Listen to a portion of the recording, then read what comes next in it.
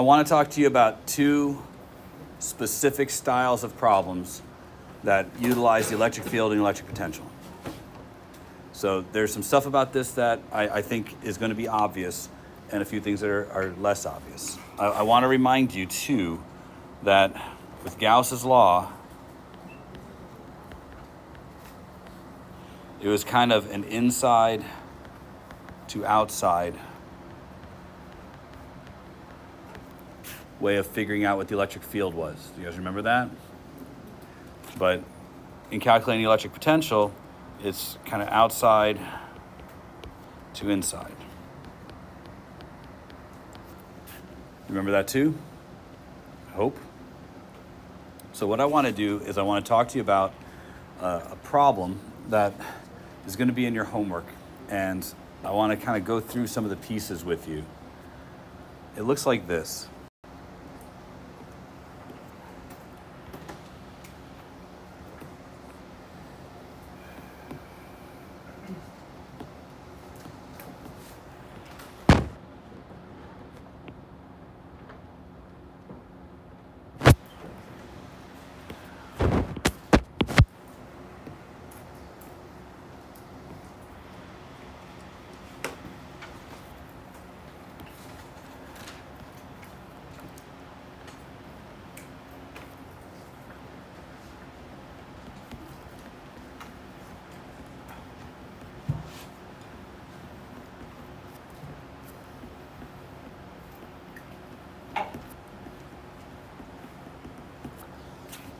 So I have this solid conductor that has a spherical cavity on the inside. On the inside, we place a positive charge Q. All right?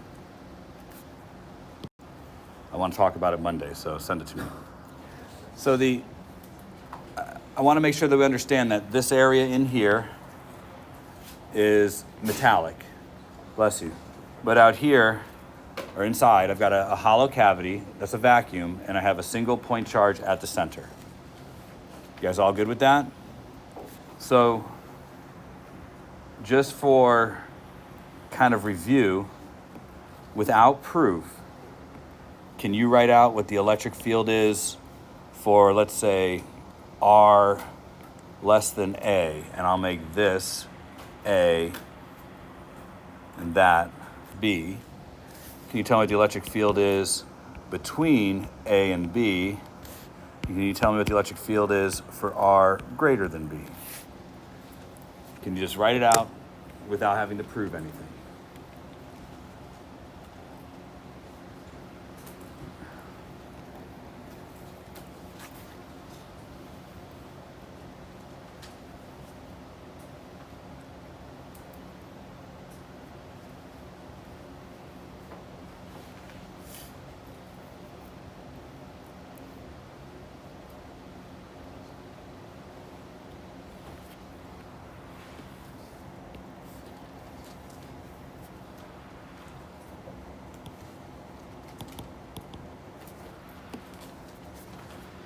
All right, so who's got the R less than A? Go ahead.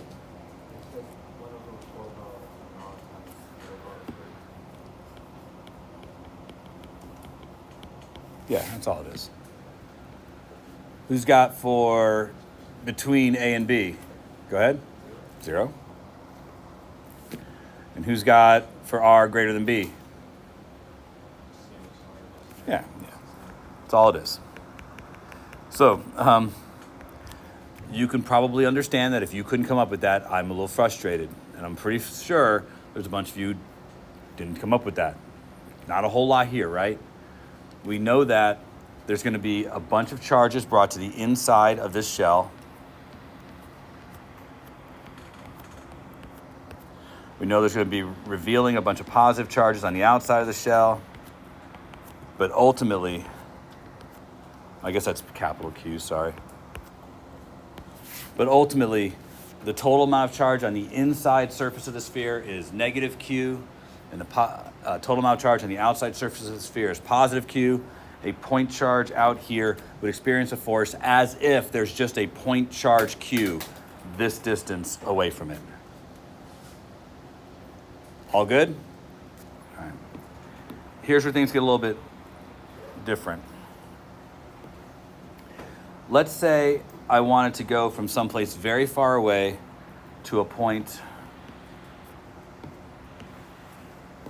close to the charge. In fact, let's say I want to know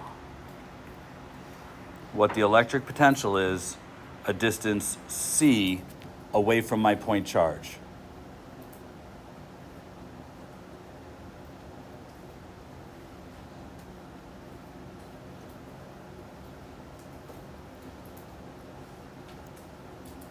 We know that there's a expression for electric potential near a point charge, and that electric potential is Q over 4 pi epsilon naught r.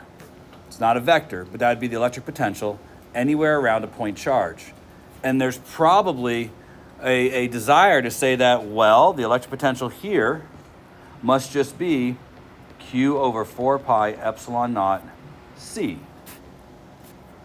That'd be wrong. And the reason it's wrong is because of something that I tried to say from the beginning, and I'm not sure it came through right. So I want to kind of drive it home. We established the electric field based on Gauss's law, drawing a surface and measuring what's inside our Gaussian surface. But the electric potential is calculated by going from a place where there's an electric potential of 0 and moving towards your charge. So if we want to find the electric potential here, we don't just appear there. We had to go from someplace very far away and move to this location. So to figure out the electric potential, it is a sum. And we have to always remember to think of it as a sum. If that doesn't make sense, or if you don't know what I'm trying to get at here, sorry, I'm writing it wrong.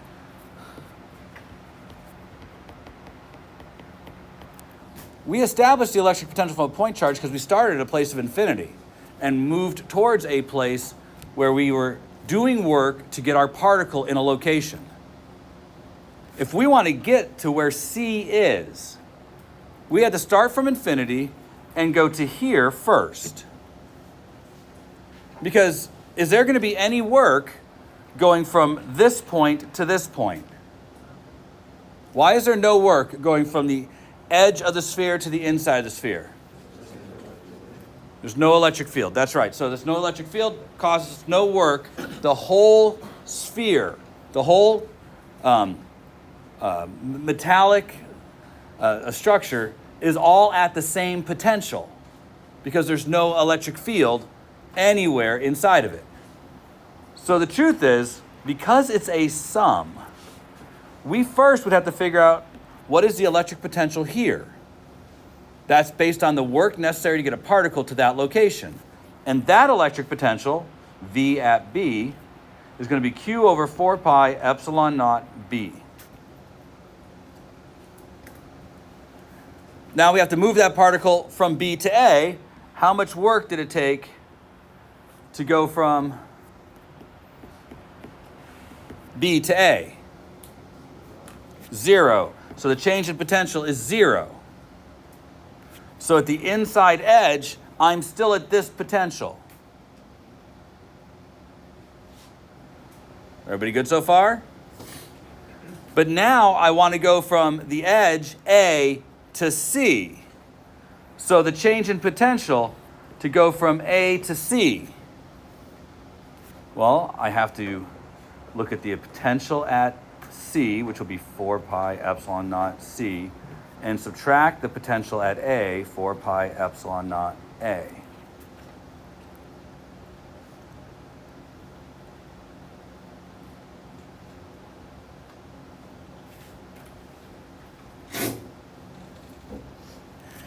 And now we have to add all that together.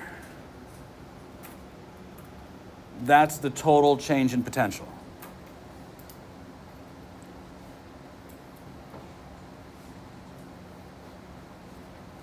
In fact,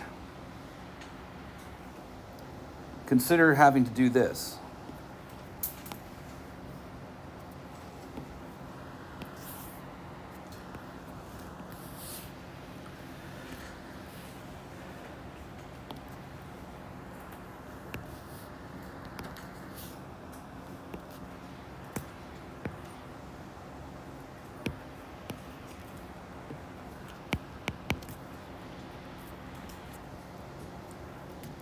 What would those two things look like? The electric field is a function of R, and the electric potential is a function of R.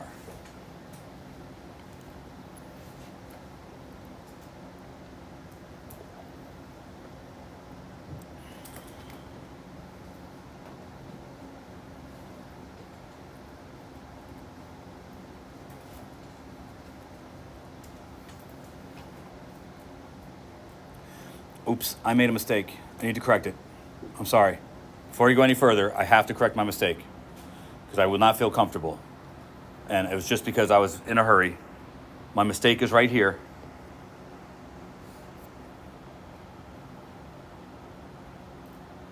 No. No, I'm good. My mistake, no mistake, sorry.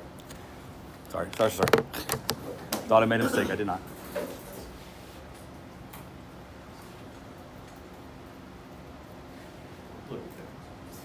See, you guys can work. Yes. Juniors and seniors living in permanent. It's amazing. So I want to reiterate it that for electric fields, if you're trying to do that for any kind of charge distribution, doesn't matter what it is, but the one I want to bring up is, say, just a bar of charge, and you're located, say, near it. This would be a mathematical nightmare to do in all actuality. But if we say that we are A on one side and B on the other, and we're somewhere, distance Z away, the only way we could find the electric field at that point Z away would be to break this up into D in the X direction, which would be, dq over 4 pi epsilon naught r squared, and probably if x is this way and y is this way, and we're looking at a dq over here, causing an electric field like that, we are probably looking at all the cosines of those angles. And then we have to do the y separately. And again, nightmare. This is just nightmare fuel. I'm even scared. Because I know that eventually you're going to have to take the integral of this, and it's probably going to be some nightmarish integral. AP doesn't usually ask you to do a nightmare integral, but they will have you set up an integral, and they're just fine with that. And we have set this one up before, or gotten close to it. The one thing about electric potential that is significantly different is that the electric potential for a point charge can also be applied to a distribution of charge. If we're not dealing with any conductor in the way or anything like that, but just a distribution of charge, like a bar of charge as stated here, you could be asked to calculate the electric potential. There's one significant advantage about dealing with the electric potential, and that is it's not a vector. So I would not have to break it up into looking at x components and y components. All I would have to do is consider how to sum up all the contributions of the electric potential. In fact, this one is not terribly hard to calculate the electric potential. And I want to remind you something. If you have the electric field, you can calculate the electric potential because we have an equation for it. And we have a way to do it. But I also want to remind you, if you have the electric potential, you can calculate the electric field. Or you have both of them. So although the electric potential is based on an integral, we know we can rewrite this as a derivative. Sometimes it's easier to get the electric field from the electric potential than it is to do the reverse. So this particular one, this distribution of charge, I want to show you how you'd set it up to calculate the electric potential and how it would be specifically different than calculating the electric field. I'm not saying we're going to do that the integral will be easy. I'm saying setting it up is a little bit easier. So I'm going to clear out this page and redraw it so it's nice and clear. I have a bar of uniform charge, and we're going to use lambda as the charge density. Again, I'm doing this because a couple of your homework questions are in terms of lambda. A couple of them are in terms of charge. I thought we'd do some problems that have lambda in them. We're going to pick a point on the bar and say that we are a perpendicular distance z away from that point.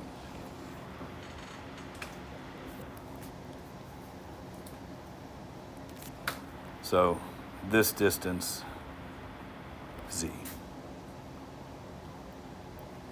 We're going to say we have an amount of bar A on one side, an amount of bar B on the other. And I don't think this is a huge stretch, but the total charge of the bar would have to be A plus B times lambda. Do you guys see why that has to be true? By our definition of charge density is charge per unit length. So if I take the entire length, multiply it by the charge density, that gives me the total charge. Our answer is going to have to be in terms of A, B, lambda, z, and any fundamental constants.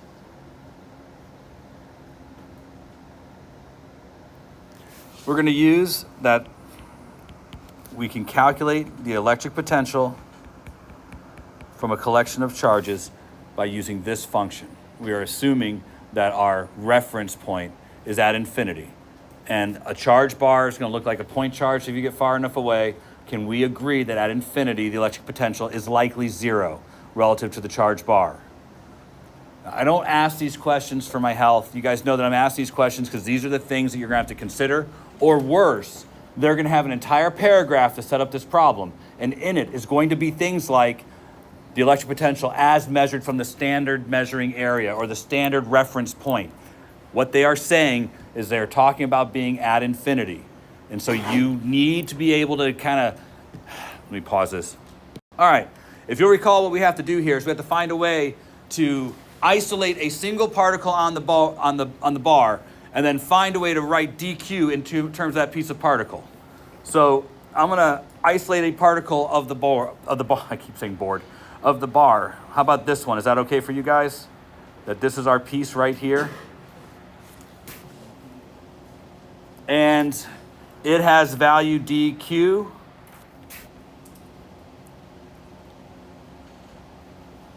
That all good for you guys? So I want to see if I can find a way of expressing my variables in such a way that I can integrate across one variable. So I have to start establishing some stuff. Like, I'm going to say that I'm going to use x as a means of pointing to that one piece of charge. Remember, we have to have a pointer, and x will work. I know the distance to that point can be written in terms of x. So I'm okay with that. Now, this isn't the only way to do this. We could probably use an angle and something, but I think we're going to have to start here. Next, I have to try and, at the same time, express dq in terms of x. Are we all okay with writing it as lambda dx? That all good? Any question about that choice? Now, I think this part's obvious, but that white line represents the distance from our point in space to where our piece of charge is. And I'll write that. That's got to be r, right? Is there a way of writing r in terms of x? All right, so r is just going to be square root z squared plus x squared.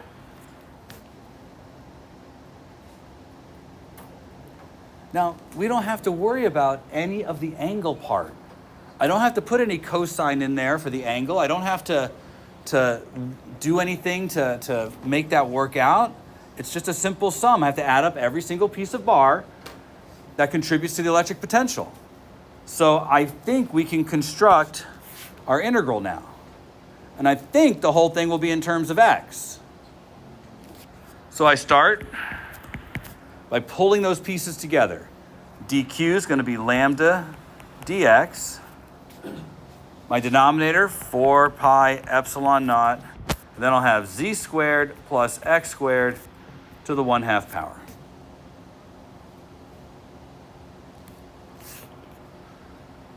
Now I have to determine where the first x is and the last x is. This part might be tough, but do you notice how A is on the left side of the bar and B is on the right side of the bar? So I can probably write this as negative A all the way to B.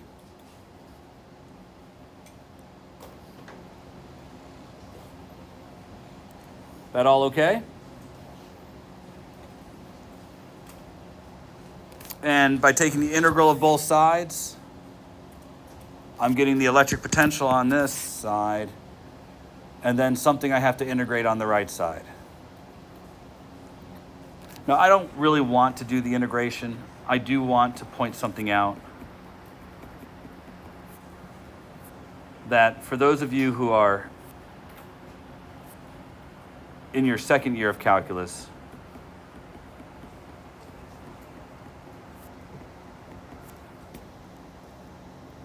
what do you think? I don't think U sub will work. What do you think?